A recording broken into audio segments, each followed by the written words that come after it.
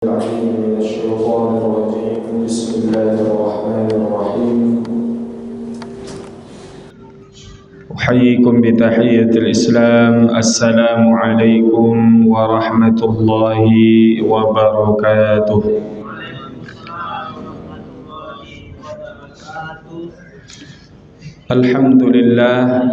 الحمد لله رب العالمين، وبه نستعين على أمور الدنيا والدين، والصلاة والسلام على أشرف الأنبياء والمرسلين سيدنا محمد وعلى آله وأصحابه ومن تبعهم بإحسان إلى يوم الدين. أما بعد، رب اشرح لي صدري ويسر لي أمري واحلل عقدة من لساني يفقه قولي.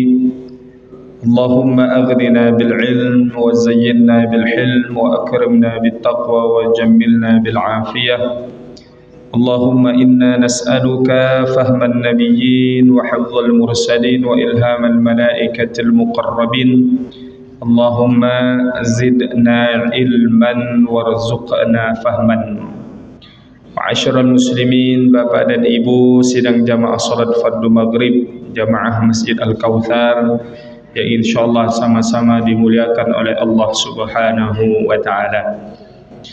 Bersyukur kita kepada Allah dengan mengucapkan alhamdulillahi rabbil alamin, yang mana Allah Subhanahu wa taala sampai detik ini, sampai saat ini masih memberikan kepada kita berbagai macam nikmat. Di antara nikmat yang besar adalah Allah panjangkan umur kita, bertemu kita dengan bulan Zulqa'dah yang sudah hampir habis.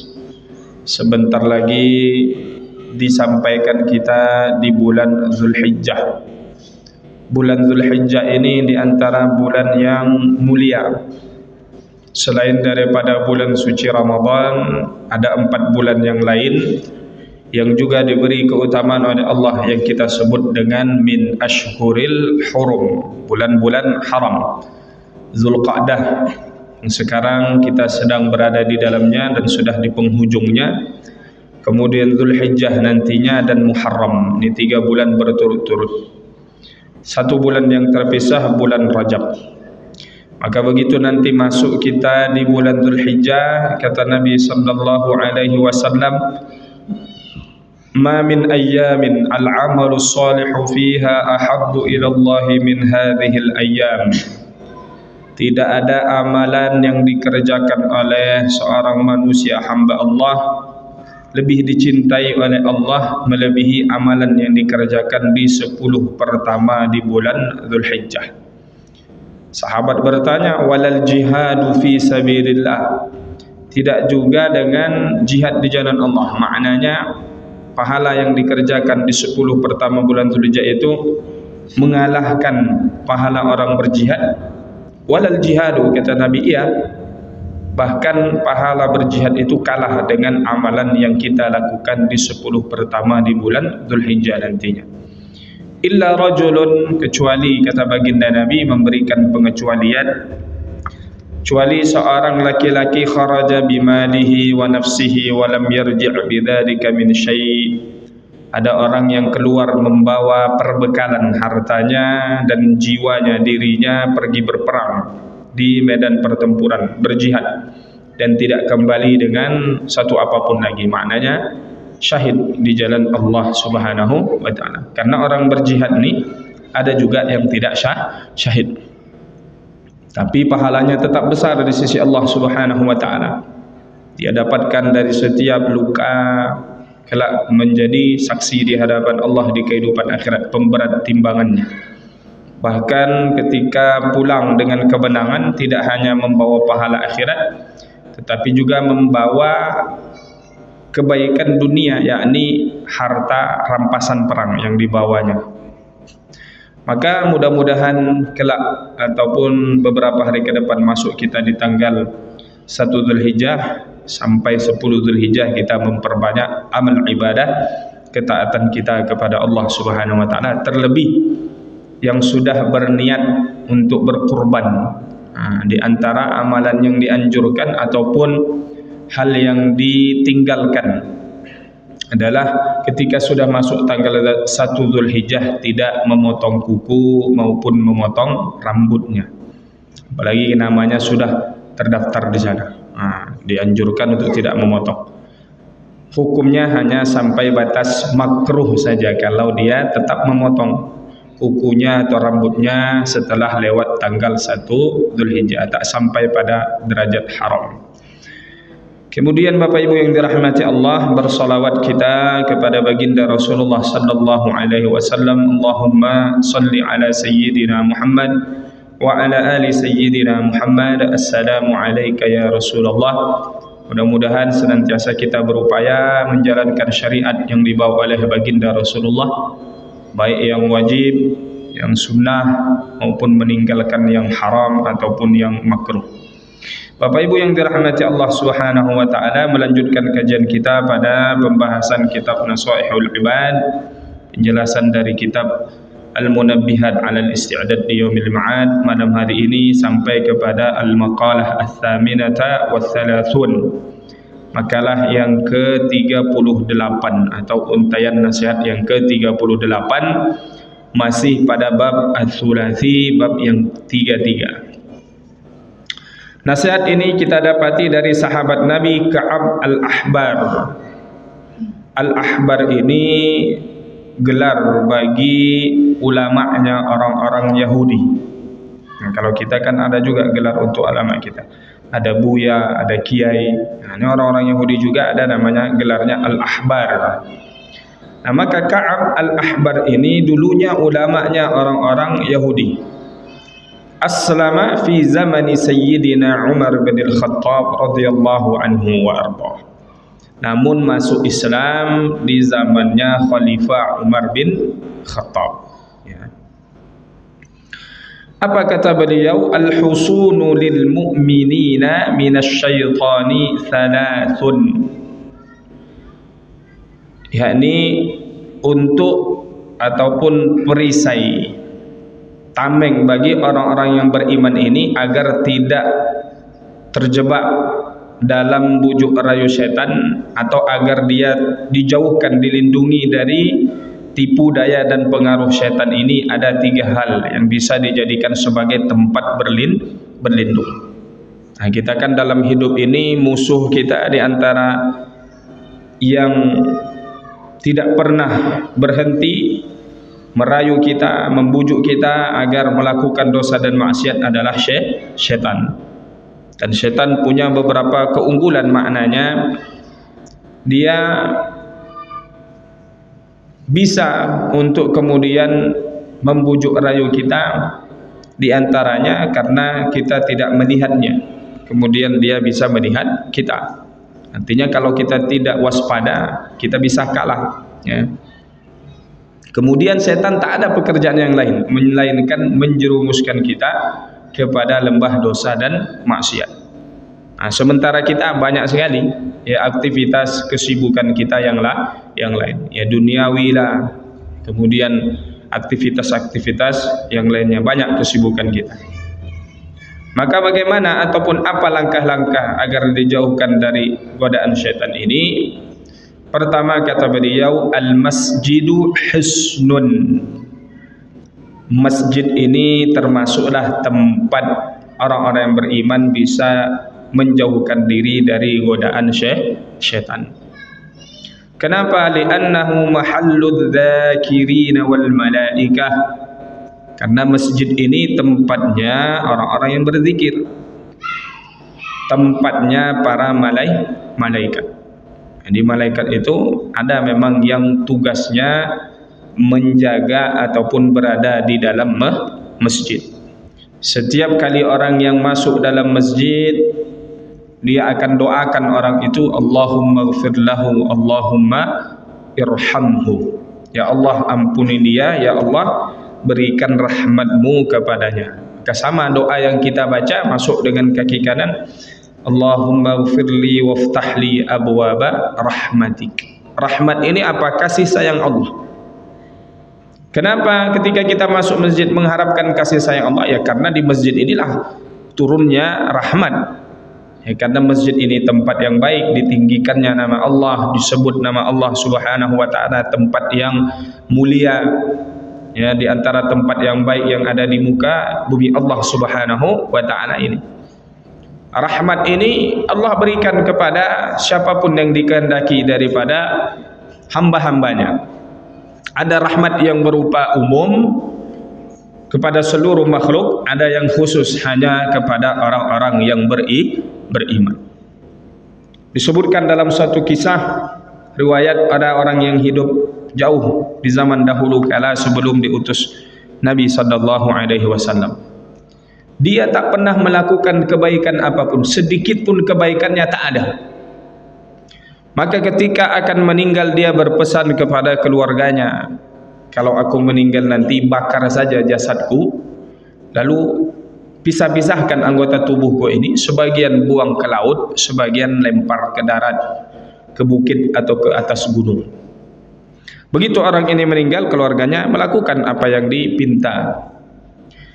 Lalu apa yang terjadi? Allah Subhanahu wa taala setelah orang ini meninggal, Allah menyuruh kepada lautan agar membawa kembali anggota tubuh orang ini, memerintahkan kepada daratan, bukit, gunung agar membawa kembali jasad orang ini sehingga menyatu.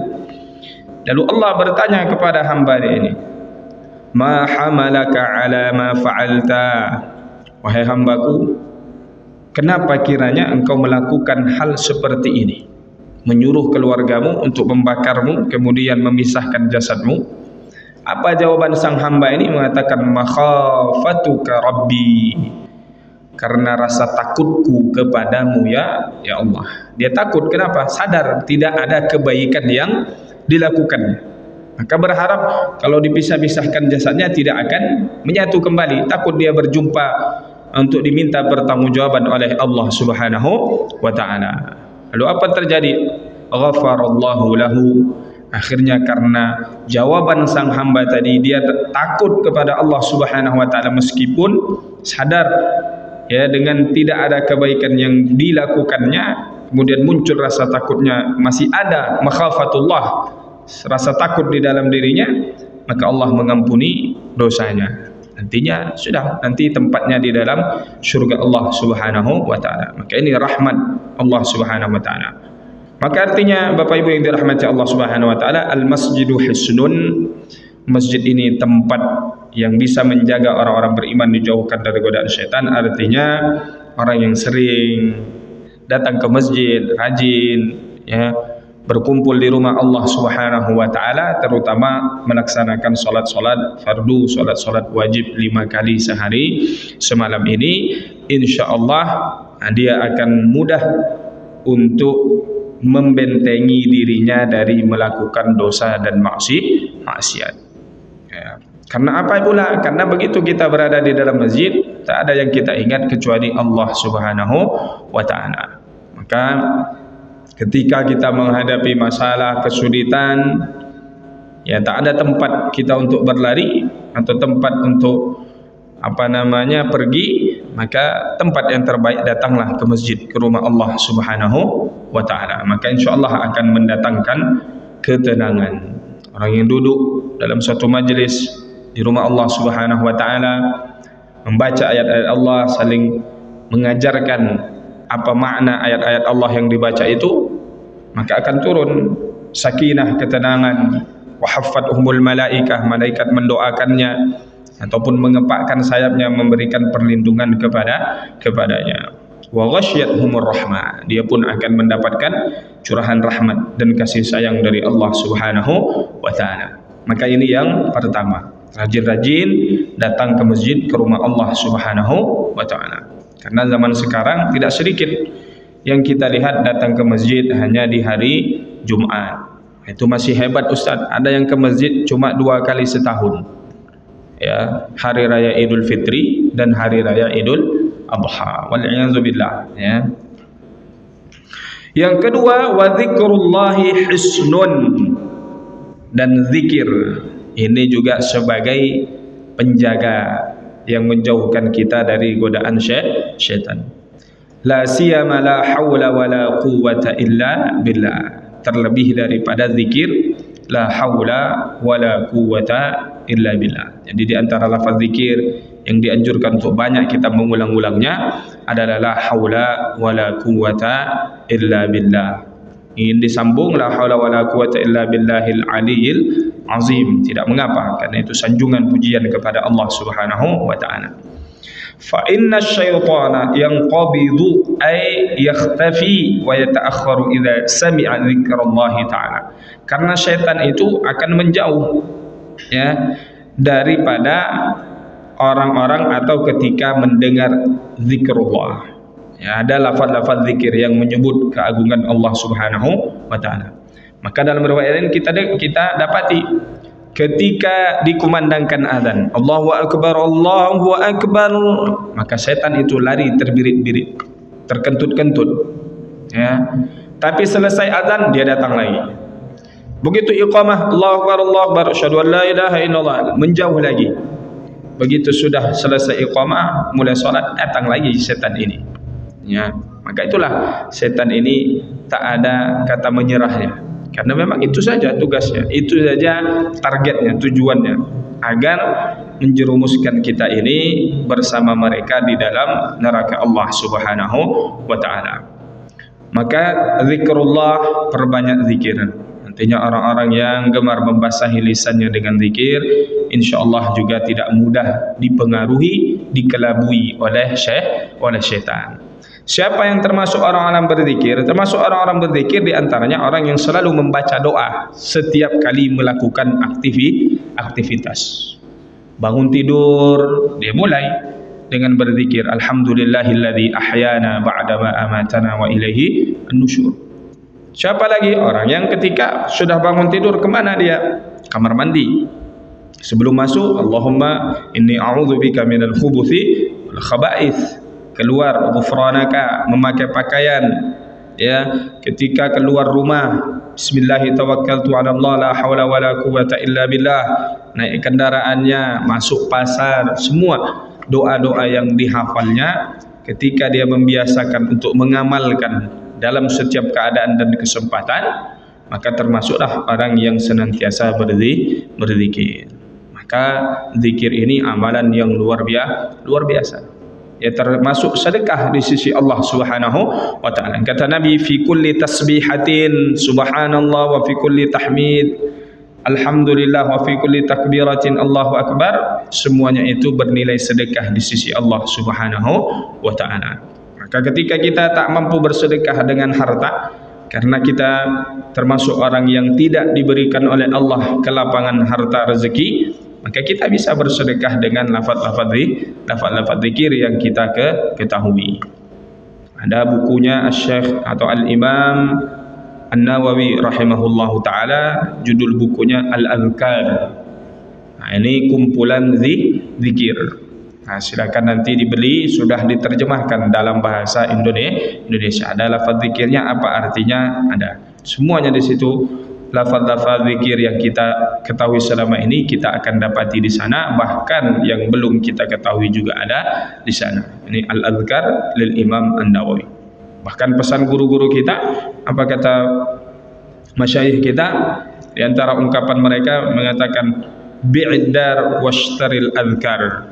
Kalau tak ada duit, jual rumah, jual tanah untuk membeli kitab Al-Adhkar ini, saking pentingnya. Maka minimal ada di perpustakaan buku kita, di rumah kita masing-masing kitab Al-Adhkar ini. Tak bisa beli download.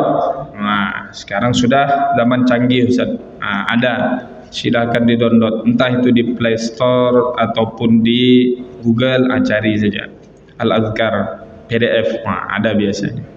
Kalau tidak membeli bukunya, tapi lebih dianjurkan untuk punya kitabnya, karena akan berbeda ya membaca di handphone kita dengan membaca di bukunya atau di kitab.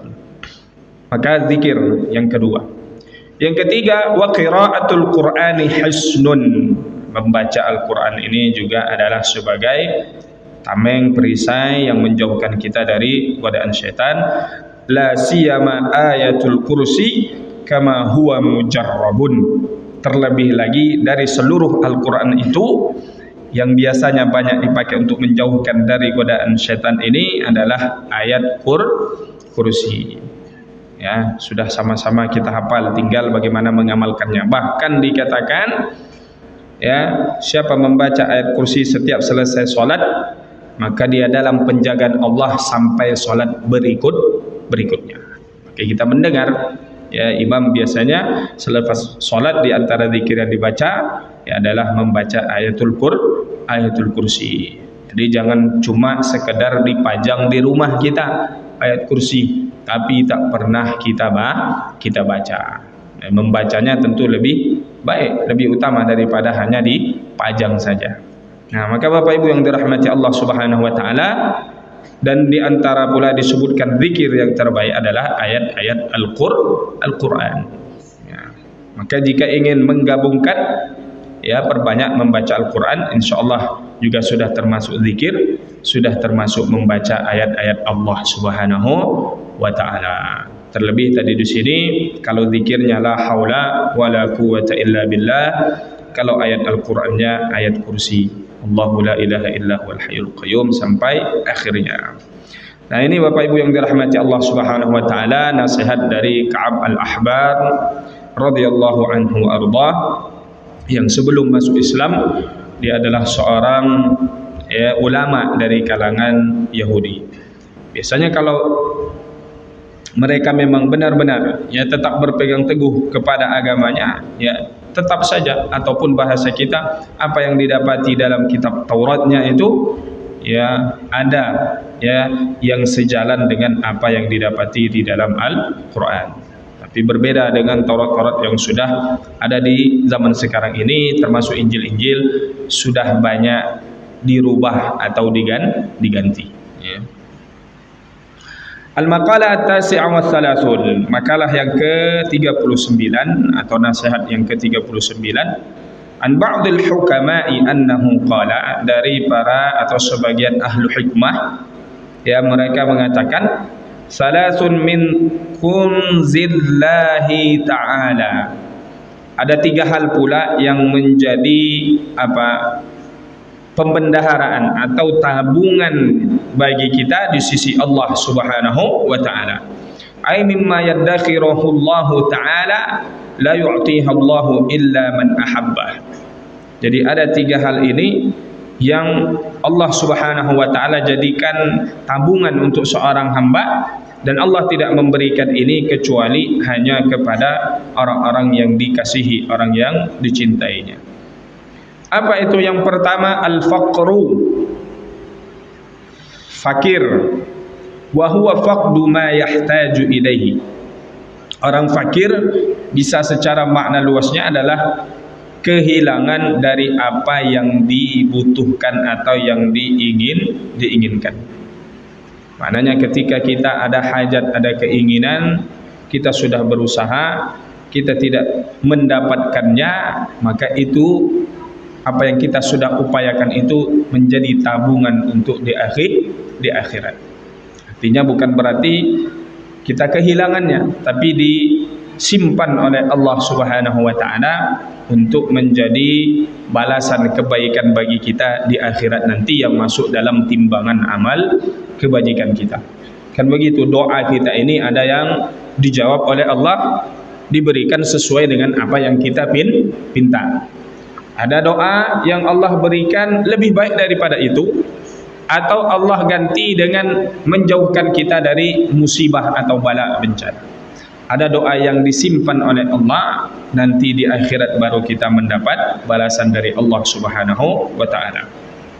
Maka al-faqru yang menjadi juga di antara tabungan ataupun pembendaharaan bagi seorang hamba yang diberi ujian oleh Allah Subhanahu wa taala.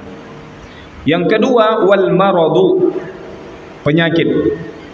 Jadi ketika Allah memberi kita ujian dengan sakit, nah, berarti bukan tandanya Allah tak sayang dengan kita. Apatah lagi kita sudah merasa ataupun kita sudah melaksanakan, ya, kewajiban kita mengerjakan perintah Allah Subhanahu wa taala, tapi Allah justru memberikan kita ujian dengan penyakit.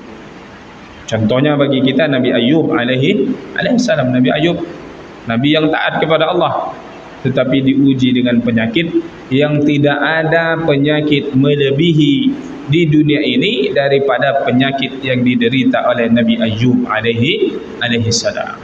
Tapi baginya pahala di sisi Allah Subhanahu wa taala. Maka begitu juga dengan kita.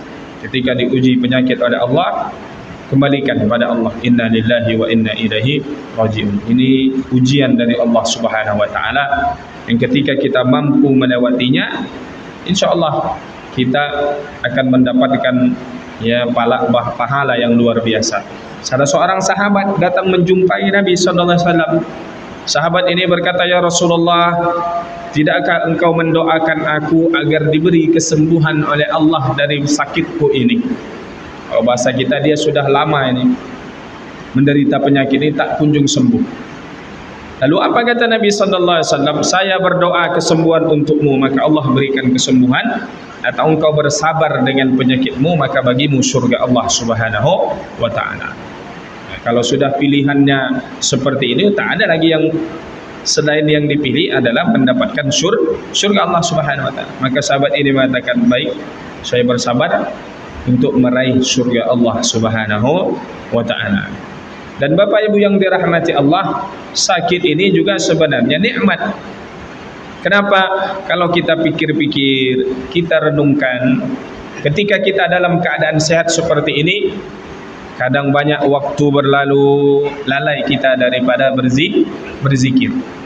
Tapi begitu kita sakit, berbaring di atas tempat tidur, justru saat itu hanya hitungan berapa menit saja, lafaz ataupun lisan kita ini banyak berzikir, mengingat Allah. Astagfirullah, astagfirullah, subhanallah, la ilaha illallah. Tapi berhari-hari kita dalam keadaan sehat ini lupa untuk mengingat Allah Subhanahu wa taala. Maka sebenarnya itu juga nikmat. Sakit ini juga nikmat dari Allah Subhanahu wa taala. Dengan sakit itu kita menjadi ingat kepada Allah yang memberi kita kesehatan. Kalau dalam pepatah Arab dikatakan, as-sihhatu tajun ala ru'usil asihha la yaraha illa al-marda.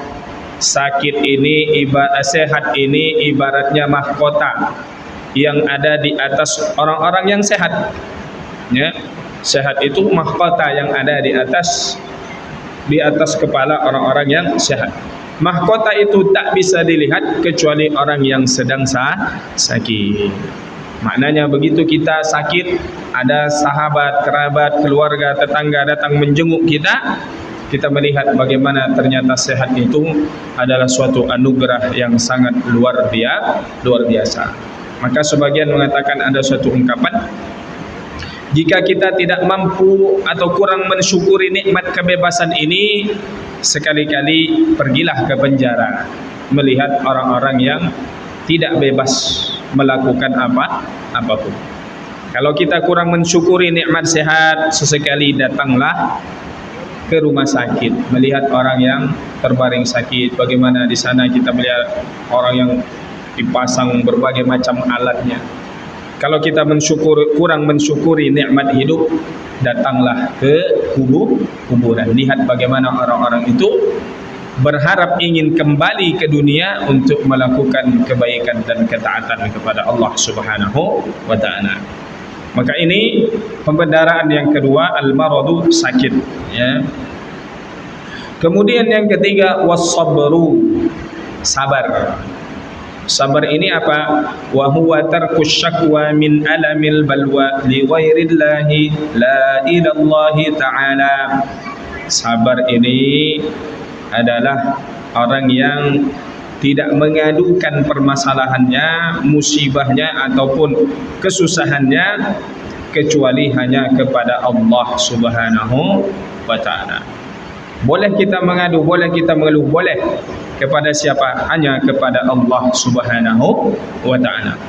Karena hanya Allah lah yang paling mampu, yang paling bisa menyelesaikan seluruh masalah yang kita hadapi. Maka Allah nyatakan dalam Al-Quran, wasta'inu bis-sabri was-salah. Mintalah pertolongan dengan perantara bis-sabri was-salah, sabar dan salat.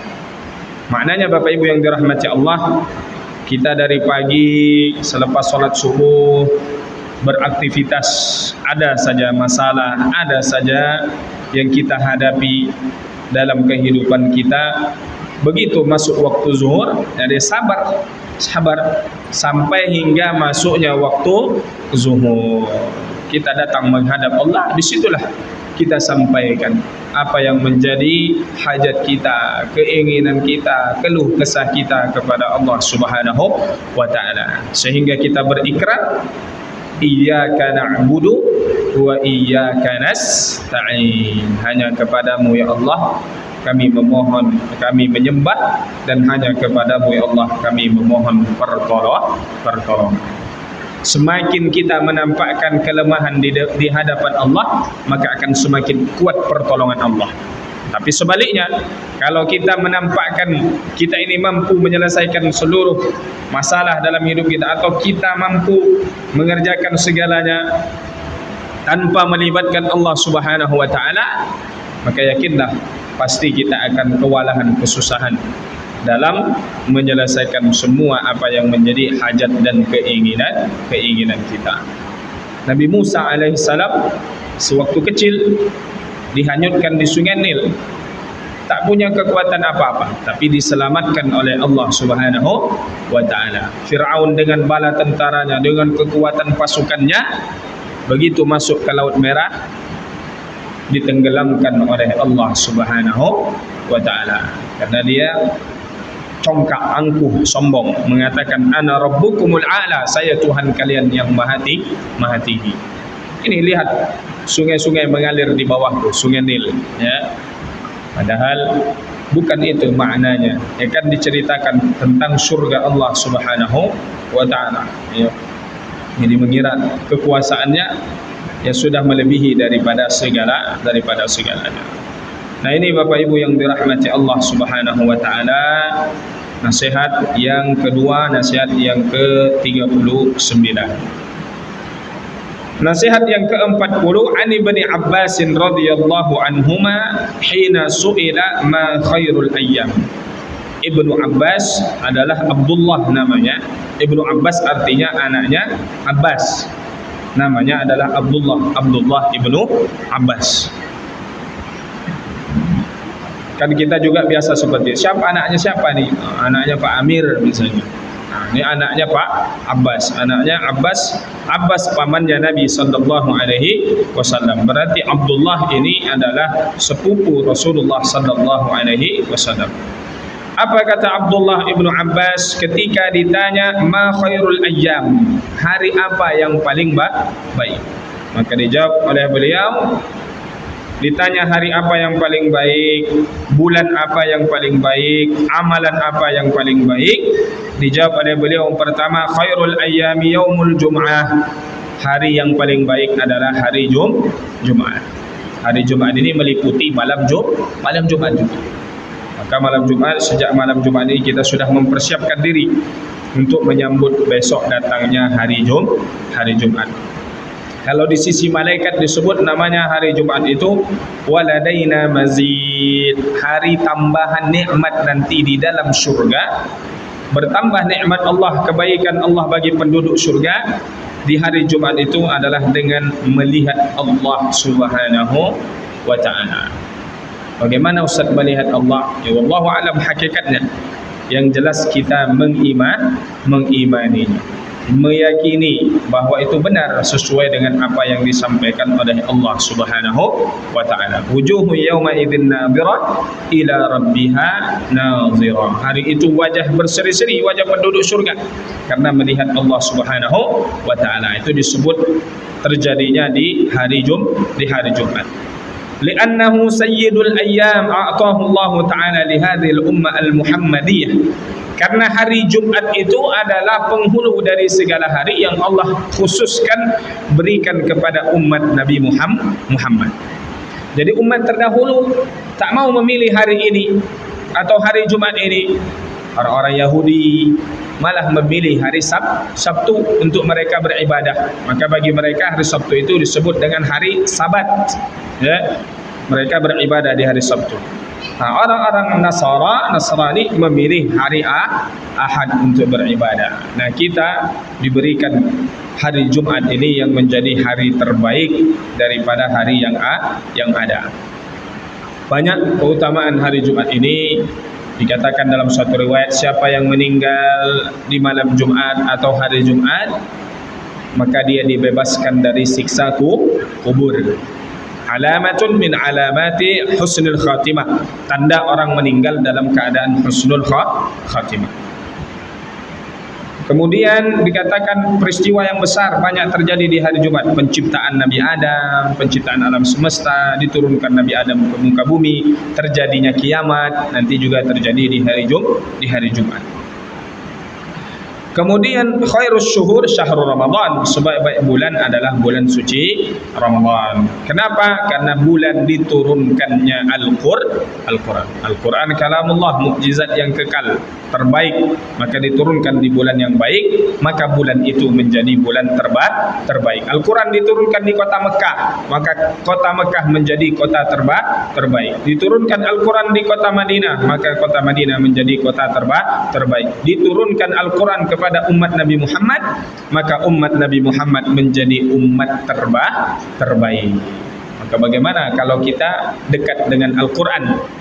Maka Rasulullah mengatakan di muka bumi ini ada keluarga khususnya Allah Subhanahu wa taala. Siapa mereka orang-orang khususnya Allah Subhanahu wa taala?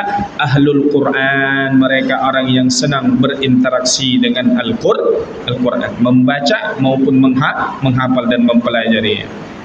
Kemudian khairul a'mali as-salawatul khamsatu li waqtiha, sebaik-baik amal adalah salat 5 waktu di awal waktunya.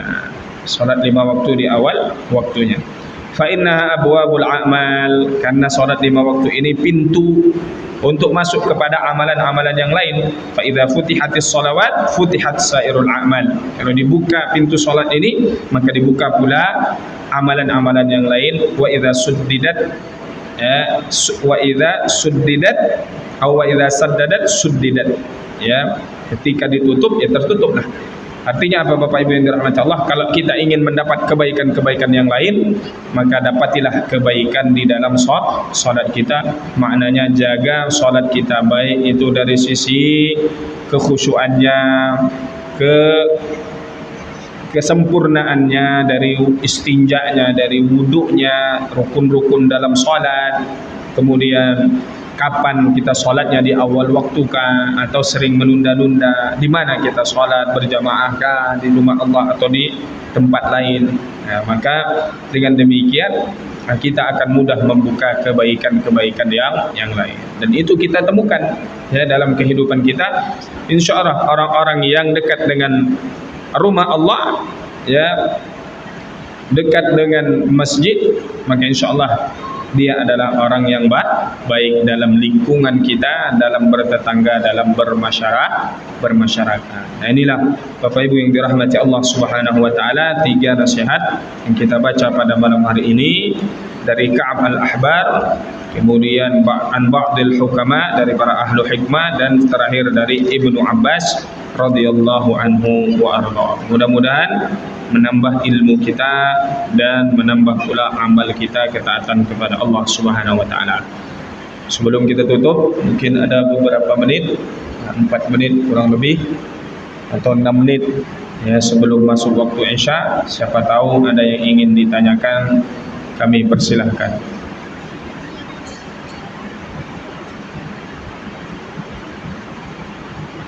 Enggak kedengaran kayaknya kalau karena hujannya.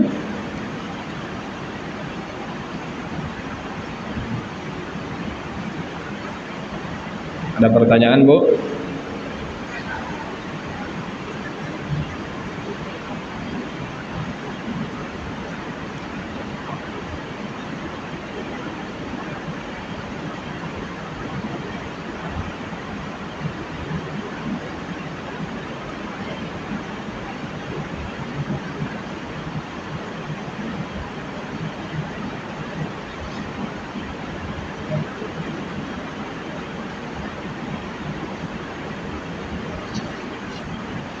Baik, kalau tidak ada, kita cukupkan sampai di sini pertemuan kita pada malam hari ini. Mudah-mudahan kita bisa meningkatkan ibadah kita begitu masuk di tanggal 10 Zulhijjah nanti, 1 Zulhijjah hingga 10 Zulhijjah, amalan-amalan yang baik diantaranya berpuasa. Kalau bisa dari awal sampai tanggal 9 Zulhijjah. Kalau tidak bisa 8-9, kalau tidak 9 minimal berpuasa tanggal 9 Zulhijjah yang disebut dengan hari Arafah, mengampuni dosa 2 tahun, setahun yang lalu, setahun yang akan datang. Amalan lain seperti yang kita sebut tadi juga bisa kita perbanyak, zikir, baca Quran, dan kemudian juga di antara amal yang baik di hari-hari penyembelihan 11 atau dari 10 Zulhijjah 11, 12, 13 adalah dengan mengalirkan darah atau bahasa kita berkurban, al-udhiyah, ya, yang mudah-mudahan pahalanya insyaallah diterima oleh Allah Subhanahu wa taala. Yang kata baginda Nabi, sebelum darahnya sampai ke tanah ketika disembelih, pahalanya sudah sampai di sisi Allah Subhanahu wa taala. Kelak di akhirat datang dengan tanduknya, dengan bulunya, dengan kukunya sebagai pemberat timbangan bagi kita di hadapan Allah Subhanahu wa taala. Demikian Bapak Ibu yang dirahmati Allah, mohon maaf atas segala kekurangan. Wal afu minkum, ihdinas siratal mustaqim. Ya Allah, tunjukkan kepada kami jalan yang lurus. Allahumma ja'alna minal ladzina yastami'una al-qawla fayattabi'una ahsana. Allahumma inna nas'aluka al-huda wat tuqa war ridha wal 'afafa wal ghina. Allahumma shayyiban nafi'a. Rabbana atina fid dunya hasanah wa fil akhirati hasanatan wa qina adzabannar. Wa sallallahu ala sayidina Muhammad wa ala alihi washabihi ajma'in walhamdulillahi rabbil alamin. Mohon maaf atas segala kekurangan dan kekhilafan. Wassalamualaikum warahmatullahi wabarakatuh.